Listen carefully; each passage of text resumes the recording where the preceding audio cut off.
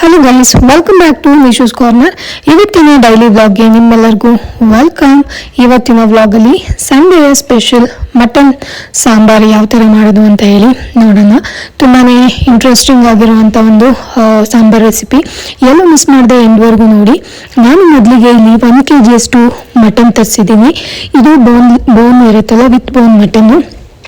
ಸ್ವಲ್ಪ ದೊಡ್ಡ ಸೈಜ್ ಆಗಿ ಕೊಟ್ಟು ಕಳಿಸಿದ್ದಾರೆ.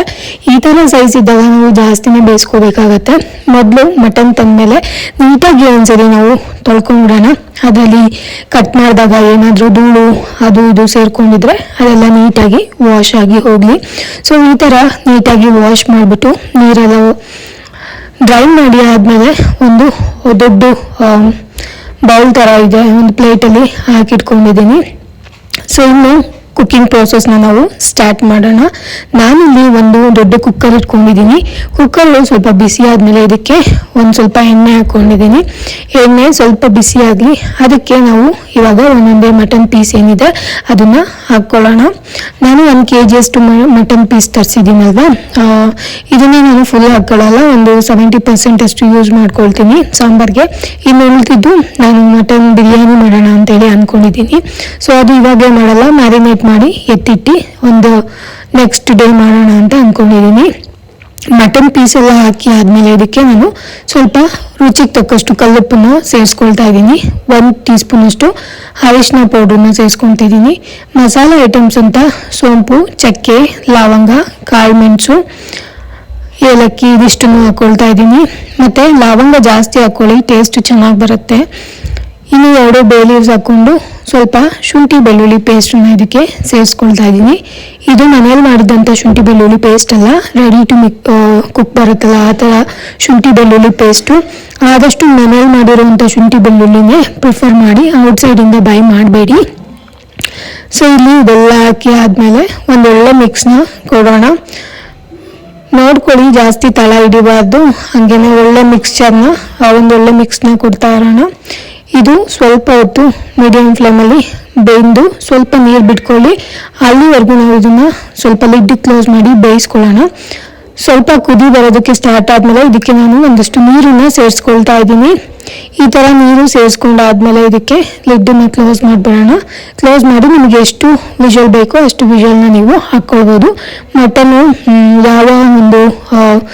ಯಾವ ಥರ ಇದೆ, ಸ್ವಲ್ಪ ಹಾರ್ಡಾಗಿದೆಯಾ ಅಥವಾ ಎಳೆ ಮಟನ್ ಏನಾದರೂ ಕೊಟ್ಟಿದ್ದಾರೆ ಅಂತ ನೋಡಿಕೊಂಡು ವಿಷಲ್ನ ಹಾಕ್ಕೊಳ್ಳಿ ನೀವು. ಇನ್ನು ಮಸಾಲೆನ ನಾನು ಇಲ್ಲಿ ರೆಡಿ ಮಾಡ್ಕೊಳ್ತಾ ಇದ್ದೀನಿ. ಖಾರ ರೂಪಕ್ಕೆ ಮಸಾಲೆಗೆ ಅಂತ ಹೇಳಿ ಈರುಳ್ಳಿ, ಬೆಳ್ಳುಳ್ಳಿ, ಶುಂಠಿ, ಕರಿಬೇವಿನ ಸೊಪ್ಪು, ಟೊಮೊಟೊ ಹಣ್ಣು, ಚಕ್ಕೆ, ಲವಂಗ, ಏಲಕ್ಕಿ, ಸೋಂಪು, ಇದು ಕಾಳು ಮೆಣಸು ಇದೆಷ್ಟು ಸೇರಿಸ್ಕೊಂಡಿದ್ದೀನಿ. ಕೊತ್ತಂಬರಿ ಸೊಪ್ಪನ್ನು ಈ ಥರ ಬಾಳೆ ಎಲೆಯಲ್ಲಿ ಮುಚ್ಚಿಡ್ತಾ ಇದ್ದೀನಿ ನೋಡಿ, ರ್ಯಾಪ್ ಮಾಡಿ ಇಡ್ತಾ ಇದ್ದೀನಿ. ಇನ್ನು ಖಾರ ಉಟ್ಕೊಳ್ಳೋದಕ್ಕೆ ಅಂತ ಒಂದು ಬಾಣಲಿ ಬಿಸಿ ಮಾಡಿ ಅದಕ್ಕೆ ಸ್ವಲ್ಪ ಎಣ್ಣೆ ಹಾಕ್ಕೊಂಡು, ಅದಾದಮೇಲೆ ಸ್ವಲ್ಪ ಕೊತ್ತಂಬರಿ ಸೊಪ್ಪು, ಅದಾದಮೇಲೆ ಈರುಳ್ಳಿ, ಸ್ವಲ್ಪ ಶುಂಠಿ ಬೆಳ್ಳುಳ್ಳಿ ಪೇಸ್ಟು, ಖಾರಕ್ಕೆ ಏನೆಲ್ಲ ಎತ್ತಿಟ್ಕೊಂಡಿದ್ದೆ ಅದೆಲ್ಲದನ್ನು ಸೇರಿಸ್ಕೊಳ್ತಾ ಇದ್ದೀನಿ. ಎಲ್ಲ ರಫ್ಲಿ ಚಾಪ್ಟನ್ನು ಹಾಕ್ಕೊಳ್ತಾ ಇದ್ದೀನಿ, ಯಾವುದನ್ನು ನೀಟಾಗಿ ಕಟ್ ಮಾಡ್ಕೊಂಡಿಲ್ಲ, ಮೇಲ್ಮೇಲೆ ರಫ್ ಆಗಿ ಚಾಪ್ ಮಾಡ್ಕೊಂಡಿರೋದು. ಅದಾದಮೇಲೆ ಮಸಾಲೆ ಐಟಮ್ಸ್ ಎಲ್ಲದನ್ನು ಸೇರಿಸ್ಕೊಂಡಿದ್ದೀನಿ. ಇದೆಲ್ಲ ಸ್ವಲ್ಪ ಬಣ್ಣ ಚೆನ್ನಾಗಿ ಇದಾಗಬೇಕು, ಫ್ರೈ ಆಗಬೇಕು ಲೈಟಾಗಿ, ಅಲ್ಲಿವರೆಗೂ ನಾವು ಇದನ್ನು ಫ್ರೈ ಮಾಡ್ಕೊಳ್ಳೋಣ. ಬಣ್ಣ ನೀಟಾಗಿ ಲೈಟಾಗಿ ಬದಲಾಗಬೇಕು, ಅಲ್ಲಿವರೆಗೂ ನಾವು ಇದನ್ನು ಫ್ರೈ ಮಾಡ್ಕೊಳ್ತಾ ಇರೋಣ. ಇದಕ್ಕೆ ನಾವು ಒಣಮೆಣಸಿನ್ಕಾಯಿನೂ ಸೇರಿಸ್ಕೊಳ್ಬೋದು. ಆಮೇಲೆ ಧನಿಯಾ ಕಾಳು ಬರುತ್ತಲ್ಲ, ಅದು ಸ್ವಲ್ಪ ಗಸಗಸೆ ಇದ್ರೆ ಹಾಕ್ಕೊಳ್ಬೋದು. ಆಮೇಲೆ ಕಾಯಿ ತುರಿ ಬೇಕಂದ್ರೂ ಹಾಕ್ಕೊಳ್ಬೋದು. ನಾನಿವತ್ತು ನಮ್ಮ ಒಂದು ಸಾಂಬಾರಿಗೆ ಕಾಯಿ ತುರಿನ ನಾನು ಯೂಸ್ ಮಾಡ್ತಾ ಇಲ್ಲ, ಕಾಯಿ ತುರಿ ಸ್ಕಿಪ್ ಮಾಡ್ಕೊಳ್ತಾ ಇದ್ದೀನಿ. ಇನ್ನು ಹುರ್ಗಡ್ಲೆ ಕಾಯಿ ತುರಿ ಹಾಕಿ ಮಾಡೋದು ಅದು ಕೂಡ ಚೆನ್ನಾಗಿರುತ್ತೆ. ನಾನಿಲ್ಲಿ ಬಾಡಿಗೆ ಮೆಣಸಿನ್ಕಾಯಿ ಮತ್ತು ಧನಿಯಾ ಕಾಳನ್ನ ಸೇರಿಸ್ಕೊಳ್ತಾ ಇದ್ದೀನಿ. ಲಾಸ್ಟಲ್ಲಿ ಸ್ವಲ್ಪ ಗಸಗಸೆನ ಸೇರಿಸ್ಕೊಳ್ತಾ ಇದ್ದೀನಿ. ಇದಿಷ್ಟು ಸೇರಿಸ್ಕೊಂಡು ಒಂದೊಳ್ಳೆ ಮಿಕ್ಸ್ ಮಾಡೋಣ. ಲೈಟಾಗಿ ಇದು ಕಲರ್ ಚೇಂಜ್ ಆಗೋವರೆಗೂ ಚೆನ್ನಾಗಿ ಸ್ವಲ್ಪ ಇದು ಮಾಡೋಣ, ಫ್ರೈ ಮಾಡ್ಕೊಳ್ತಾ ಇರೋಣ. ಈ ಮಸಾಲೆ ಫ್ರೈ ಮಾಡ್ಕೊಳ್ಳೋವಾಗಲೇ ತುಂಬ ಚೆನ್ನಾಗಿ ಸ್ಮೆಲ್ ಬರ್ತಿರುತ್ತೆ, ಮನೆಯೆಲ್ಲ ಗಮ್ ಅಂತಿರುತ್ತೆ.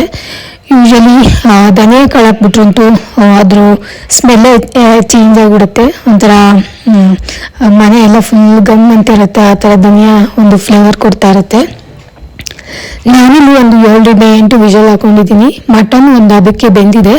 ಇನ್ನೂ ಸಾಫ್ಟಾಗಿ ನಿಮಗೆ ಮಟನ್ ಬೇಯಬೇಕು ಅಂದರೆ ಸ್ವಲ್ಪ 1-2 ಟೀ ಸ್ಪೂನ್ ಅಷ್ಟು ಗಟ್ಟಿ ಮೊಸರು ಬರುತ್ತಲ್ಲ ಅದನ್ನು ಕೂಡ ಸೇರಿಸ್ಕೊಳ್ಬೋದು. ಇನ್ನು ಖಾರ ಎಲ್ಲ ಫ್ರೈ ಆಗಿತ್ತು. ಅದಾದಮೇಲೆ ಸ್ವಲ್ಪ ಇದು ತಣ್ಣಗಾದ್ಮೇಲೆ ನಾನು ಮಿಕ್ಸಿ ಜಾರ್ಗೆ ಹಾಕ್ಕೊಳ್ತಾ ಇದ್ದೀನಿ. ತುಂಬ ಬೇಗನೆ ಸಾಂಬಾರು ಮಾಡ್ಕೋಬೇಕು ಅಂತ ಹೇಳಿದ್ರೆ ತಣ್ಣೀರಿನ ಜೊತೆ ರುಬ್ಕೊಳ್ಳಿ, ಇಲ್ಲಾಂದರೆ ಸ್ವಲ್ಪ ಹಾರಕ್ಕೆ ಬಿಟ್ಬಿಟ್ಟು ಅದಾದಮೇಲೆ ಮಿಕ್ಸಿ ಜಾರ್ಗೆ ಹಾಕ್ಕೊಳ್ಳಿ. ಬಾಣಲಿಲಿ ಏನೇನು ಖಾರದ ಅಂಶ ಇತ್ತು ಅದಕ್ಕೂ ಕೂಡ ನೀರು ಹಾಕ್ಕೊಂಡು ಅದನ್ನೆಲ್ಲ ತೊಳ್ಕೊಂಡ್ಬಿಟ್ಟು ರುಬ್ಕೊಳ್ತಾ ಇದ್ದೀನಿ. ನುಣ್ಣಗೆ ಪೇಸ್ಟ್ ಮಾಡ್ಕೊಳ್ಳಿ. ಆದಷ್ಟು ನಾವು ಎಷ್ಟು ನುಣ್ಣಗೆ ಪೇಸ್ಟ್ ಮಾಡ್ಕೊಂಡಿರ್ತೀವೋ ಅಷ್ಟು ಚೆನ್ನಾಗಿ ಸಾಂಬಾರು ಬರುತ್ತೆ. ಇಲ್ಲಿ ನೋಡಿ ಮಟನ್ನು ಬೆಂದಿತ್ತಲ್ವ, ಕುಕ್ಕರ್ಲಿಟ್ಟು ತೆಗೆದು ಸ್ವಲ್ಪ ಮೀಡಿಯಂ ಫ್ಲೇಮಲ್ಲಿ ಮತ್ತೆ ಕುದಿಸ್ಕೊಳ್ತಾ ಇದ್ದೆ. ಅದಕ್ಕೇ ರುಬ್ಬಿರುವಂಥ ಖಾರದ ಸಾಂಬಾರನ್ನ ಸೇರಿಸ್ಕೊಳ್ತಾ ಇದ್ದೀನಿ. ಅದಕ್ಕೆ ರುಬ್ಬಿರುವಂಥ ಮಿಕ್ಸಿ ಜಾರಲ್ಲಿ ಇತ್ತಲ್ಲ ಖಾರ ಏನಿತ್ತಲ್ಲ ಅದನ್ನು ಸಾಂಬಾರಿಗೆ ಸೇರಿಸ್ಕೊಳ್ತಾ ಇದ್ದೀನಿ. ಸೊ ಇಲ್ಲಿ ನೋಡಿ ಮಿಕ್ಸಿ ಜಾರಲ್ಲಿ ಏನೇನು ಖಾರ ಇರುತ್ತೆ ಅದನ್ನು ಅಷ್ಟೇ ತೊಳ್ಕೊಂಡ್ಬಿಟ್ಟು ನೀಟಾಗಿ ಒಂದ್ಸರಿ ಮಿಕ್ಸ್ ಮಾಡೋಣ. ಆಲ್ರೆಡಿ ಮಟನ್ ಬೇಯುವಾಗಲೇ ನಾನು ಕಲ್ಲುಪ್ಪನ್ನ ಸೇರಿಸ್ಕೊಂಡಿದ್ದೆ. ಇನ್ನು ಬೇಕಂದರೆ ನೀವು ಸಾಂಬಾರಿಗೆ ನೋಡಿಕೊಂಡು ಸ್ವಲ್ಪ ಮೇಲ್ಗಡೆ ಉಪ್ಪನ್ನ ಸೇರಿಸ್ಕೊಳ್ಬೋದು. ನೋಡಿ ಅದಕ್ಕೆ ಚೆನ್ನಾಗಿ ಮಿಕ್ಸ್ ಮಾಡ್ಕೊಳ್ಳಿ. ಅದಾದಮೇಲೆ ನೀವು ಬೇಕು ಅಂದರೆ 1-2 ವಿಷಲ್ನ ಹಾಕ್ಕೊಳ್ಳಿ. ಬಟ್ ಖಾರ ಹಾಕಿದ್ಮೇಲೆ ವಿಷಲ್ ಮಾಡಿಕೊಂಡ್ರೆ ಏನಾಗುತ್ತೆ ಅಂದರೆ ಖಾರ ಎಲ್ಲ ಉಕ್ಕಿ ಬಂದುಬಿಡುತ್ತೆ ವಿಷಲಲ್ಲಿ. ಸೊ ಬೆಟರು ನಾವು ಖಾರ ಹಾಕಿದ್ಮೇಲೆ ಯಾವಾಗಲೂ ಪ್ಲೇಟ್ನ ಕ್ಲೋಸ್ ಮಾಡಿ ಈ ಥರ ಒಂದು 10-15 ನಿಮಿಷ ಮೀಡಿಯಂ ಫ್ಲೇಮಲ್ಲಿ ಬೇಯಿಸ್ಕೊಳ್ಳೋದೇ ಒಳ್ಳೆಯದು. ಚೆನ್ನಾಗಿ ಇವಾಗ ಸ್ವಲ್ಪ ಖಾರ ಹಿಡಿಯೋವರೆಗೂ ಮಟನ್ ಎಲ್ಲ ಬೇಯ್ಕೊಳ್ಳಿ. ಇಲ್ಲಿ ನೋಡಿ ಫೈನಲ್ ಆಗಿ ಮಟನ್ ಸಾಂಬಾರು ರೆಡಿಯಾಗಿದೆ. ಒಳ್ಳೆ ಮುದ್ದೆ ಜೊತೆ ಅನ್ನ ಜೊತೆ ಮಟನ್ ಸಾಂಬಾರು ರೆಡಿಯಾಗಿದೆ.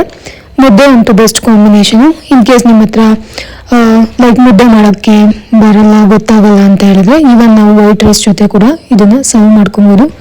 ಒಂದೊಳ್ಳೆ ವೀಕೆಂಡಿಗೆ ಟೇಸ್ಟಿಯಾಗಿರುವಂಥ ಸಾಂಬಾರನ್ನ ನಿಮ್ಮ ಜೊತೆ ಶೇರ್ ಮಾಡಿದ್ದೀನಿ. ಹೋಪ್ಫುಲಿ ನಿಮಗೆ ಈ ಸಾಂಬಾರು ರೆಸಿಪಿ ಇಷ್ಟ ಆಯಿತು ಅಂತ ಅಂದ್ಕೊಂಡು ಈ ಒಂದು ವಿಡಿಯೋನ ನಾನು ಇಲ್ಲೇ ಮುಗಿಸ್ತಾ ಇದ್ದೀನಿ.